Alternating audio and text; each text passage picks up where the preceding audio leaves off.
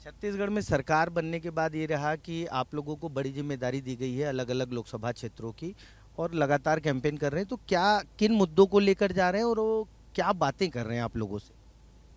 उड़ीसा में तो स्थिति बहुत ही गजब है। मैं कहता हूँ 25 साल की स्थायी सरकार जनता ने जिनको दिया, वो नवीन पटनायक जी ने क्या किया यहाँ पर मुझे समझ में नहीं आता है।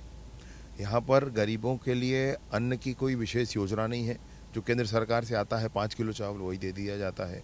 धान का कटोरा छत्तीसगढ़ को भी कहते हैं, यहाँ भी बहुत अच्छा धान का उत्पादन होता है। तो धान की खरीदी के लिए केंद्र के सरकार से अभी जो वर्तमान में 2183 रुपया निर्धारित है समर्थन मूल्य, वही समर्थन मूल्य यहाँ दे दिया जाता है। राज्य सरकार का उसमें कोई योगदान नहीं है।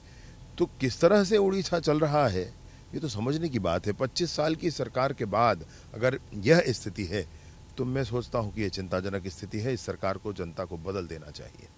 आप लोगों ने छत्तीसगढ़ में धान की कीमत 3100 रुपये की बात की, पीएम आवास की बात की, वही मुद्दे आप लोगों के चुनाव प्रचार में हैं। तो क्या जनता आपकी बातों को किस तरीके से भरोसा करेगी, क्योंकि 25 साल से पटनायक सरकार है और इसी माहौल में वो लोग रहते आए हैं, कितना भरोसा करेगी आपके वादों पर? छत्तीसगढ़ की पूरी सरकार आकर इस बात को कह रही है। सब आकर, माननीय मुख्यमंत्री जी आकर कह रहे हैं, हम लोग सब आकर के यहाँ पर कह रहे हैं इस विषय को। हम लोग बता रहे हैं कि छत्तीसगढ़ में सरकार ने अभी बनते ही ये काम सारे किए हैं, अनवरत जारी हैं। तो ये सारी चीज़ों को बताने के बाद लोगों पे विश्वास आ रहा है, लोगों में परिवर्तन की भावना जागी है। मैं सोचता हूँ कि इस बार उड़ीसा में भाजपा की सरकार बनेगी। एक ये योजना है यहाँ जिसको बीजेपी ने अपने घोषणा पत्र में भी शामिल किया, सुभद्रा योजना। सुभद्रा योजना को लेकर लोगों में किस तरीके का उत्साह है, क्योंकि आप लोगों ने छत्तीसगढ़ में पैसा दिया है महिलाओं के खाते में 1,000 रुपये जो आपके वादे थे। यहाँ पर विश्वास लोगों को नहीं होता था, लेकिन हम लोगों ने छत्तीसगढ़ की स्थिति बताई। मातारी वंदन के माध्यम से माताओं बहनों को प्रतिमाह 1,000 रुपया 1 या 2 तारीख को उनके खाते में मिल जाता है। यहाँ पर योजना का स्वरूप थोड़ा दूसरा है। यहाँ पर 50,000 रुपया दिया जाएगा 2 सालों में, ऐसा किया गया है यहाँ पर। यहाँ एक मुद्दा आ रहा है चुनावी सभा में भी, पंडियन का जिक्र होता है। आखिर वो पंडियन है कौन और आप लोग इतना निशाना क्यों साध रहे हैं उन पर? नहीं, निशाना साधने का मसला ये है कि लोकतंत्र है भैया। नेता जो होते हैं वो सदन के, वो सरकार चलाते हैं, वो मुख्यमंत्री होते हैं। यहाँ मुख्यमंत्री पुराने पटनायक नहीं है, पुराने बाबू नहीं है। यहाँ पर वो दूसरे अधिकारी जो हैं वो सरकार चला रहे हैं, वो मुख्यमंत्री बनकर बैठे हैं। ऐसा विषय हो गया है। तो भाई कहने का मसला ऐसा है कि लोकतंत्र है, आपको जनता ने आपको चुना है, आप सरकार चलाएं, उनसे जनता से बात करना। मुख्यमंत्री से मिल पाता है कोई, यहाँ पर मुख्यमंत्री के दर्शन नहीं कर पाता है, कभी मीडिया से मुलाकात उनकी नहीं होती। ऐसे नहीं चलती हैं सरकारें। ये सरकार तो जनता उखाड़ कर फेंकेगी, पक्का है। आप लोग भी लगातार बता रहे हैं कि विष्णुदेव साय जी 11 बजे 12 बजे तक मिलते हैं। यहाँ तो 8 PM नो CM का आप लोगों ने नया नारा दे दिया है ना। है ना, ऐसा ही है। 8 PM नो CM मतलब यहाँ पर मुख्यमंत्री से किसी की मुलाकात हो, जनता का संवाद हो, जनता से कोई बात हो, जनता अपने मन की बात कोई बताए, ऐसा कुछ पता नहीं चलता है। और इसलिए मैं बहुत स्पष्टता के साथ इस बात को कहना चाहता हूँ कि लोकतंत्र में जनता अपनी बात अपनी सरकार से कह सके और सरकार न माने तो सरकार को बदल सके, यही लोकतंत्र होता है। यहाँ दबाव की राजनीति भी बहुत की जाती है। मैं अनेक विधानसभाओं में यहाँ गया हूँ, यहाँ पर लोगों ने बताया है कि दबाव की राजनीति की जाती है, फर्जी वोटिंग डाले जाते हैं। फर्जी वोटिंग डालने का मसला ऐसा है कि स्थानीय लोगों के बीच में दबाव करके और उनके हमारे विभिन्न पार्टियों के लोग दबाव करके, लालच करके और फिर फर्जी वोटिंग करवाए जाते हैं। ये सारी प्रक्रिया इस बार बंद होनी चाहिए। जन जागरण की कोशिश हम लोगों ने की है, आग्रह लोगों से किया है और उम्मीद है ये ठीक होगा। एक सवाल था कि भाजपा को जीत की मशीनरी बोला जा रहा है, जीत लगातार जीत रही, तो क्या आपके जैसे या जिन राज्यों में भाजपा की सरकार है वहाँ के नेताओं को पड़ोसी राज्यों में भेजकर एक मेहनत करके क्या फार्मूला है जो भाजपा जीत की मशीनरी बनती जा रही? जी, भाजपा के संगठन की ताकत है। भाजपा में किसी और की ताकत नहीं होती, सिर्फ संगठन की ताकत है। हम सब मिल करके भाजपा को जिताना चाहते हैं, हम सब मिल करके कमल के निशान के लिए वोट मांगते हैं। भाजपा के कार्यकर्ता विनम्रतापूर्वक हाथ जोड़कर हर एक मतदाता के सामने खड़े होकर अपनी सरकार के किए हुए अच्छे कामों को बताकर और वोट मांगती। यही आधार है चुनाव का, यही आधार है लोकतंत्र का, और यही हम लोग करते हैं, मनोयोग से करते हैं। ये तो हम लोगों ने भी देखा कि यहाँ जिस तरीके से छत्तीसगढ़ के नेता प्रचार कर रहे हैं। एक सवाल ये था मेरा कि पिछले विधानसभा चुनाव में जो छत्तीसगढ़ में हुआ, उसमें आपकी एक छवि बनी हिंदूवादी नेता की, और आपने बड़े आक्रामक तरीके से कवर्धा से लेकर पूरे प्रदेश में अच्छा कैंपेन किया। क्या वो छवि उड़ीसा में भी काम आ रही है? क्योंकि आपको विजय और विक्ट्री साइन और उड़िया भाषा में जो बोला जाता है उस तरीके से संबोधित किया जा रहा है। मुझे तो नहीं मालूम था, लेकिन यहाँ आकर पता चला कि काफ़ी लोगों ने पहचान लिया, काफ़ी स्नेह मिला, काफ़ी प्रेम मिला। मैं हृदय से आभारी हूँ उड़ीसा के भाजपा के साथी कार्यकर्ताओं का, उड़ीसा के जनता का भी। बहुत स्नेह प्रेम से लोगों ने सुना भी, मैंने अपनी बात भी रखी, और बात रखी तो विशेष रूप से ये बात है कि विभेद किस तरीके से पैदा करके सरकारें चुनाव जीतने की कोशिश करती हैं, भारत के सम्मान के विषयों पर किस तरीके से नकारा मनोभाव लेकर के सरकारें विभिन्न क्षेत्रों के काम कर रही हैं, और भाजपा ने प्रण करके भारतीय मानबिंदुओं के स्थापना के लिए, भारतीय मानबिंदुओं को ऊंचाई तक पहुंचाने के लिए काम किया है। यह बात भी मैं सबके बीच रख रहा हूँ। आपने कहा कि भाजपा का कार्यकर्ता बड़े मनोयोग से काम करता है, बड़ी मेहनत से काम कर, लेकिन कांग्रेस जब आप बीजेपी जीत जाती है तो ये कहती है कि ईवीएम में इन लोगों ने सेटिंग की। ऐसा कुछ है क्या?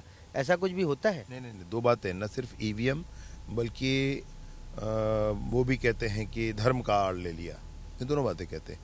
तो भैया ईवीएम जब वो जीतते हैं तो ठीक हो जाता है, हम लोग जीतते हैं तो खराब हो जाता है, ऐसी बात। धर्म की बात है, जब वो जीतते हैं तो ठीक हो जाता है, हम जीतते हैं तो धर्म का। मुझे बताएं, वही कवर्धा, वही मोहम्मद अकबर थे, 60,000 वोटों से जीते थे, तभी सब ठीक था। अभी वो हार गए 40,000 वोट से, तो फिर धर्म की बात आ गई। तो ये ऐसे नहीं किया जाता है भैया, ऐसे ही नहीं किया जाता है। भाजपा के पास कोई वोट बैंक नहीं है, भाजपा को स्पष्ट है, भाजपा जानती है हमारे पास कोई वोट बैंक नहीं होता है, और इसलिए वोट बैंक की राजनीति भाजपा कभी करती भी नहीं है। छत्तीसगढ़ से जुड़े एक दो सवाल कर लेते हैं। अभी सुकमा में एक नक्सल अटैक हुआ है। इससे पहले लगातार आप जब से गृह मंत्री बने हैं, डबल इंजन की सरकार हुई है, नक्सलियों के खिलाफ लगातार अटैक कर रहे हैं। क्या रणनीति है, और क्या कोई टाइम लिमिट आप लोगों ने सेट किया है इसे खत्म करने के लिए? क्या रहेगा? हमारे केंद्रीय गृह मंत्री माननीय अमित शाह जी ने बहुत स्पष्टता के साथ कहा है कि 3 साल में नक्सलिज्म को ख़त्म करना है। ऐसा लक्ष्य बांधकर आगे बढ़ने से ही काम होता है। और नक्सलिज्म कोई व्यक्ति नहीं है। मैं आपको बताना चाहता हूं कि जो मारे जा रहे हैं, वो जो घटना जिसकी चर्चा हो रही है, ये सरकार के पूरे प्रयास का 20% मात्र है। 80% सरकार दूसरे दिशाओं में प्रयास कर रही है, जिसकी सूचना, जिसकी जानकारी कुछ दिनों बाद आपको सामने भी मिलेगी। दूसरे विषयों पर प्रयास करके हम पूरी कोशिश कर रहे हैं कि हमारी बात हो। हम पूरी कोशिश कर रहे हैं कि जिसको भी, जो भी नौजवान रास्ता भटका हुआ है, वो मुख्य मार्ग पर आए। मुख्य मार्ग पर आने के लिए उसको कोई अवरोध ना हो, आने के बाद उसको कोई असुविधा ना हो, वो अपनी पूरी ताकत, अपनी क्षमता से अपना जीवन जी सके। बंदूक लेकर जंगल में घूमने का अर्थ नहीं है, उसको खत्म होना चाहिए। और बंदूक से कोई विकासात्मक कार्य नहीं किए जा सकते। बंदूक से प्राप्त हुई सत्ता फिर बंदूक के हाथों ही चली जाती है, और फिर उसमें तानाशाह रवैया ही रह जाता है। इसलिए उस रवैया को छोड़ना ही चाहिए। अभी आज की घटना है, किर्गिस्तान में कुछ हिंसा हुई है, और अपने छत्तीसगढ़ के भी कुछ बच्चे फंसे हुए हैं, तो उसके लिए कोई संदेश आपका या आपकी तरफ से कोई प्रयास किए जा रहे हों? जी, मैंने बात की है किर्गिस्तान में, रायपुर में हमारे पंडरी में रहने वाले से भी मेरी बात हुई है। अंबिकापुर के कार्यकर्ता एक छात्र हैं, उनसे भी मेरी बात हुई है। कवर्धा के भी रहने वाले एक छात्र हैं, उनसे भी मेरी बात हुई है। और उन सारे लोगों ने, कि राकेश जी हैं कि जो कवर्धा के रहने वाले हैं, प्रवीण साहू जी हैं जो रायपुर के रहने वाले हैं, और आकाश जी हैं जो अंबिकापुर के रहने वाले हैं, उन सबसे मेरी बात हुई है। सब सुरक्षित हैं। परंतु किर्गिस्तान में ये है कि स्थानीय लोगों ने बाहर के इन छात्रों को किन्हीं अन्य देशों के विषय में आकर के मारा है। 3 पाकिस्तानी छात्रों की मृत्यु भी उसमें हो गई है, और बहुत दंगे की स्थिति है। तो हमारे छात्र तो सब सुरक्षित हैं। मैंने कहा भी है कि कोई विषय हो तो मुझे ज़रूर बताएं, हम लोग पूरी कोशिश करेंगे इस बात के लिए विषय ये है कि ये पढ़ने के लिए जो बाहर जाते हैं, इसकी कोई व्यवस्था हमारे ही देश में हो जानी चाहिए। आपने उड़ीसा में लगातार 4-5 दिन प्रचार किया। छत्तीसगढ़ी में तो पताल की चटनी और ये सब खाने पीने का आपको पसंद है। यहाँ का क्या अच्छा लगा खाना जो आपको अच्छा लग रहा हो? बहुत सारी चीज़ें हैं। उड़ीसा में जब से आए हैं तब से भोजन का तो बड़ा आनंद आ गया है, और चटनी वगैरह तो यहाँ भी उपलब्ध है, बड़ी अच्छे से उपलब्ध है। तो कुछ स्पेशल डिश है यहाँ के, कुछ स्पेशल सब्जियां हैं यहाँ की, वो भी बहुत अच्छी हैं। वगैरह आप लोग मन से खा रहे हैं, भाजी मन से खा रहे हैं, सेहत बना रहे हैं। नवीन पटनायक सरकार है, उसके खिलाफ आपके जो 5 प्रमुख मुद्दे हैं जिनको लेकर आप लगातार चुनाव कैंपेन में बता रहे हैं, वो बता दीजिए। और उम्मीद क्या है विधानसभा चुनाव में यहाँ के विधानसभा चुनाव में क्या उम्मीद है और लोकसभा चुनाव में क्या उम्मीद है? नवीन पटनायक वस्तुतः पुराने बाबू हैं।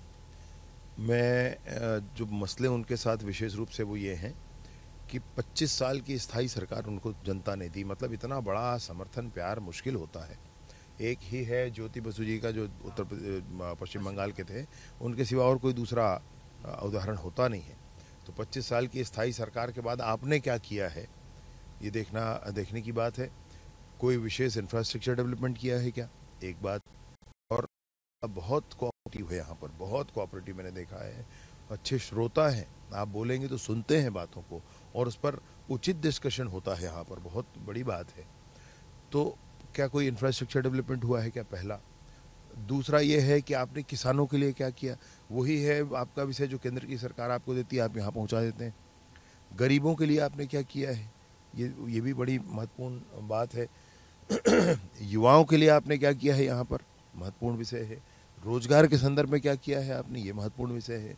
25 साल की सरकार से तो 2500 प्रश्न किए जा सकते हैं। मतलब इतना है कि आपको इतने बड़े समर्थन के बाद अगर आपने यहाँ पर उचित व्यवस्थाएं खड़ी नहीं की तो आपको सरकार में रहने का अधिकार नहीं है। आपने अधिकारियों के माध्यम से सरकार चलाई है, वो बहुत गलत बात है। सरकार, जनता ने आपको चुना है, सीधी सरल जनता है, जनता ने आपको चुना है। आपको जनता से रूबरी होकर बात सुन करके और फिर योजनाएं लानी चाहिए, बनानी चाहिए। कौन सी विशेष योजना है यहाँ पर?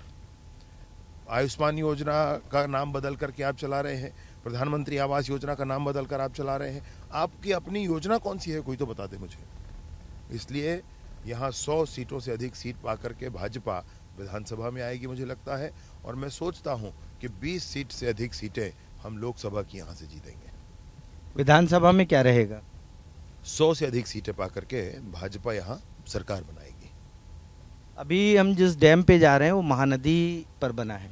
महानदी का विवाद है, जल विवाद छत्तीसगढ़ और उड़ीसा में। तो क्या इसके लिए भी सरकार, आपकी सरकार, क्योंकि यहाँ अलग सरकार थी, अब उम्मीद आप कर रहे हैं कि बन जाएगी, तो क्या वो विवाद सुलझ सकता है? छत्तीसगढ़ का पानी छत्तीसगढ़ को मिल सकता है? नहीं, मैं क्या सोचता हूँ इसमें कि ये मसला लंबा है और ये पुराना मसला है। इस मसले पर न्यायालय का निर्णय ही हमको स्वीकार करना चाहिए।